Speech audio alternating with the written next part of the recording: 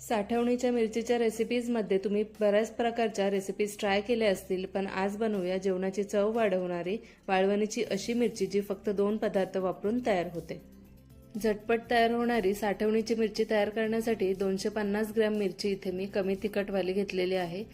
2 ते 3 वेळा ही मिरची स्वच्छ पाण्याने धुवायची आणि एका चाळणीने गाळून घेऊन मिरची एका सुती कपड्याने कोरडी करून घ्यायची। मिरची कोरडी केल्यानंतर व्हिडिओत दाखवल्याप्रमाणे सर्व मिरच्यांना सुरीने अर्धवट चिरा मारून घ्यायचा। वर्षभर मिरची चांगली टिकण्यासाठी एका ताटामध्ये 1 चमचा हळदी पावडर आणि 3 चमचे मीठ घालून मिक्स करून घ्यायचं आणि हे मिश्रण आपल्याला या मिरचीमध्ये भरून घ्यायचं आहे। सगळ्या मिरच्या चांगल्या भरून झाल्यानंतर 3 ते 4 दिवस कडकडीत उन्हामध्ये या मिरच्या सुकवून घ्यायच्या। मिरची सुकल्यानंतर छान कुरकुरीत तयार होते। 3 दिवस मी कडकडीत उन्हामध्ये मिरच्या सुकवून घेतलेल्या आहेत। गरम तेलामध्ये मिरच्या घालून त्या तळायच्या, छान फुलतात आणि कुरकुरीत सुद्धा तयार होतात।